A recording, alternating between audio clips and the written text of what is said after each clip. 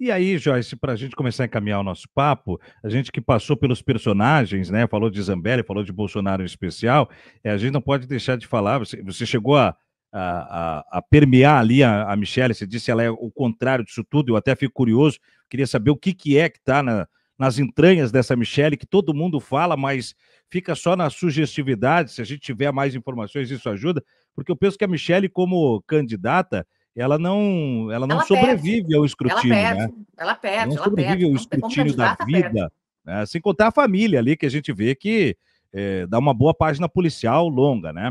Bom, Sim. e os filhos do Bolsonaro? Joyce, Bolsonaro está de tornozeleira, prisão domiciliar. O Eduardo está no degredo. Qual o futuro, qual o destino dos filhos de Bolsonaro? Bom, vamos começar pela Michelle, então. A Michelle, gente, se eu pudesse cometer algumas inconfidências, seria interessante, mas é muita baixaria, assim, algumas frases que eu ouvi dela, e assim, eu não tenho coragem de repetir. Mas ela é uma mulher absolutamente fútil, fútil, fútil mesmo, fútil. Uhum. Tudo que você pode imaginar de futilidade de uma mulher é, que não tem dignidade, de uma mulher pequena, de uma mulher que não tem nenhum tipo de intelectualidade. Se espremer, vira Michelle de ponta cabeça, espreme, espreme, espreme, não sai um livro. Não sai um. Não tem um livro ali. Não tem jeito. Nunca lê um livro. Né? O máximo gibi, pela capacidade intelectual que ela tem. Né? Aquela coisa da santinha. Quando eu conversava com a Michelle, eu me afastei muito rápido da Michelle, porque na transição a gente conversava bastante, até a posse conversava bastante, mas ela é muito baixa no tipo de conversa, sabe? Então, assim, eu fui me afastando. Eu não gosto muito dessa coisa muito ralé, muito baixa. Então, eu fui me afastando e larguei. Ela me deve dinheiro até hoje. Além de tudo, ela é caloteira. Ela é caloteira, porque na época da posse, ela queria trazer aquele maquiador dela, e o maquiador dela é gay. Agora, o maquiador agora gruda, né? Os dois sempre estão juntos, viajam juntos. Uhum. Antes usavam dinheiro público juntos, mas na época o Bolsonaro tinha os senãos dele. Então ela falou assim: ai, Joyce, Os senãos vamos. pelo cara ser gay, é isso? Pelo cara ser gay. Pelo cara ser Uhum. gay. Então ele não deixava o cara entrar no avião da presidência da República. E aí, quando chegou o momento da posse, ela falou: olha, vamos trazer o maquiador? Se divide comigo? Eu falei, claro, tudo bem, divido. Né? Ela falou: e aí a gente compra passagem de avião e traz o maquiador, porque o Bolsonaro não quer ir no avião. Eu falei, tudo bem, não tem problema. Muito bem. Aí ela ficou de comprar passagem e eu pagar o maquiador. Daqui a pouco ela me liga. Ah, eu tô com um probleminha aqui no cartão, não sei o quê. Você pode comprar passagem? E por favor? E aí você paga, e aí a gente divide tudo, depois eu te dou o dinheiro? Eu falei, claro, não é quem? Eu não ia imaginar que ela ia me dar um calote, né? Uhum. Foi até meu marido que comprou essa passagem, ele tem o recibo até hoje.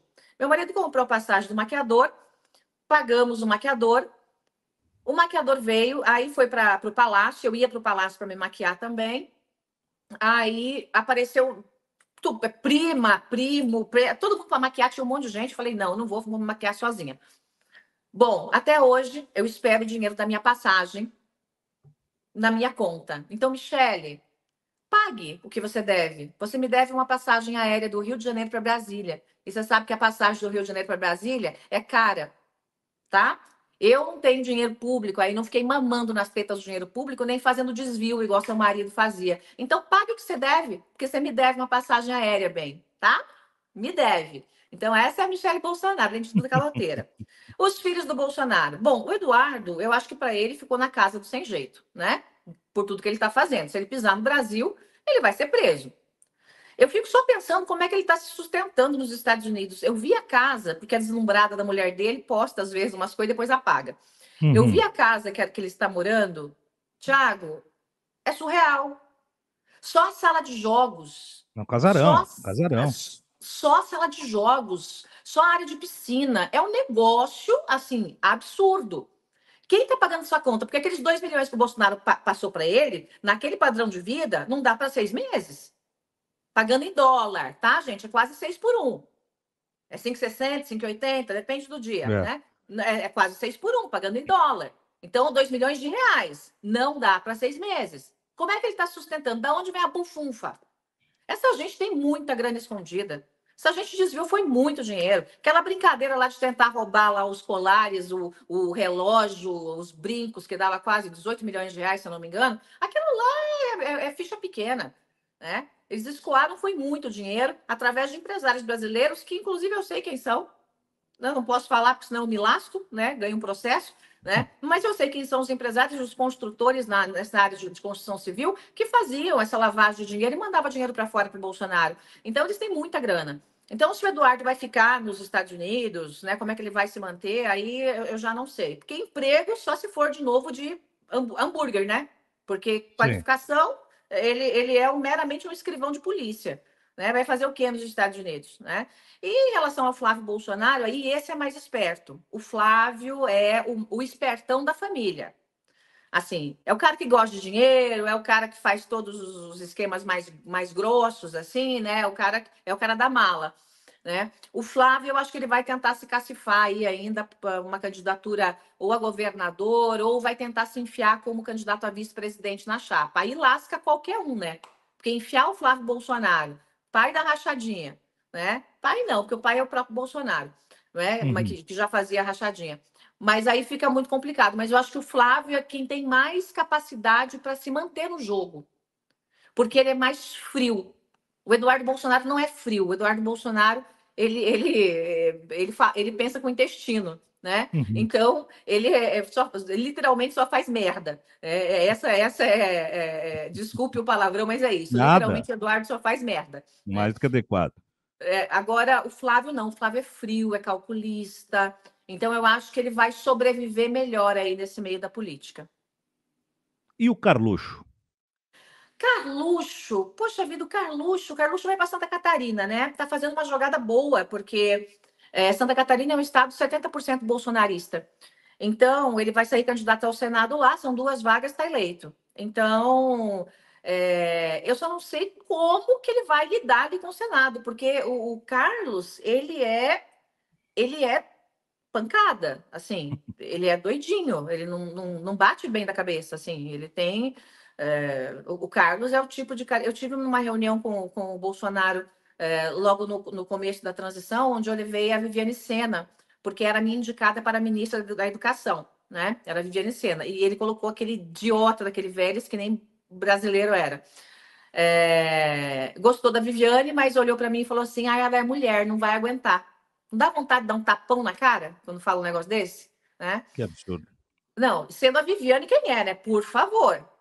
Falando em educação, Viviane, era uma coisa... Aí o Mozart ia assumir, que é o segundo da Viviane, porque a Viviane estava com alguns probleminhas pessoais, e ela seria a conselheira do Ministério da Educação. Estava tudo certo para ser fechado, aí o Carlos Bolsonaro enfiou esse Vélez aí goela abaixo, ele tinha esse poder com o pai.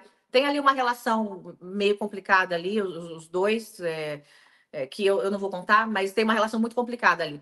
Mas o Carlos, ele é uma figura que ele é pinel, assim, ele é bem complicado. Eu não sei como é que ele vai suportar o Senado, como é que ele vai reagir ao Senado.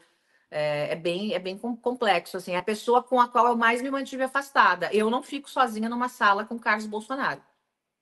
Eu não fico numa sala sozinha com o Carlos Bolsonaro. Por quê, Ele não... Porque ele é completamente louco. Ele é completamente louco. Assim, ele é uma pessoa que ele tá falando com você, daqui a pouco ele começa a chorar, daqui a pouco ele começa a rir, né? Ele tem essa coisa da euforia, da depressão, Variação, sabe? né? Uma variação entre euforia e depressão, uma coisa de louco, assim. Realmente, eu tive com o Carlos uma vez. Eu olhei nos olhos dele, falei, meu Deus, não, não, não. E eu tive justamente com o Carlos quando eu levei a Viviane até a casa do Bolsonaro. Foi essa vez. E eu vi essa reação dele rindo, e na sequência chorando, e na sequência rindo. Eu falei, gente, isso não é normal. É uma pessoa que me dá... não vou dizer que me dá medo, porque eu não tenho medo de nada, mas me dá receio. Uma pessoa que me dá receio. No mínimo, tem que ficar com calafrios, né? Exatamente. Uma pessoa e tanto. 11h35, Jorge, quero te agradecer a presença com a gente nesta nossa edição de hoje, uma edição histórica do Diário do Centro do Mundo, porque afinal de contas é o dia que marca o marco zero, né? O marco das primeiras 24 horas do Bolsonaro em prisão. É uma prisão domiciliar, não é uma prisão definitiva também sentenciado e julgado, mas é o começo de algo que nós, enquanto um veículo que busca por justiça a todos os crimes cometidos pela gestão Bolsonaro, almejamos, e é muito bom te ouvir, reconhecer as tuas reflexões acerca da tua trajetória, né? As próprias olhadas para dentro de si, dos caminhos e da trajetória montada até aqui, e também poder se apoderar de bastidores dessa história, que é uma história que marca as páginas dos livros do Brasil para o futuro. A gente vai ter que fazer a curadoria do que vai ficar como registro, e você é uma peça importante para que nós saibamos como contar para os que virão lá na frente. Muito obrigado, Joyce. Obrigada, Thiago. Foi um prazer falar com você. Obrigada pelo respeito, viu? Um grande abraço e até uma próxima.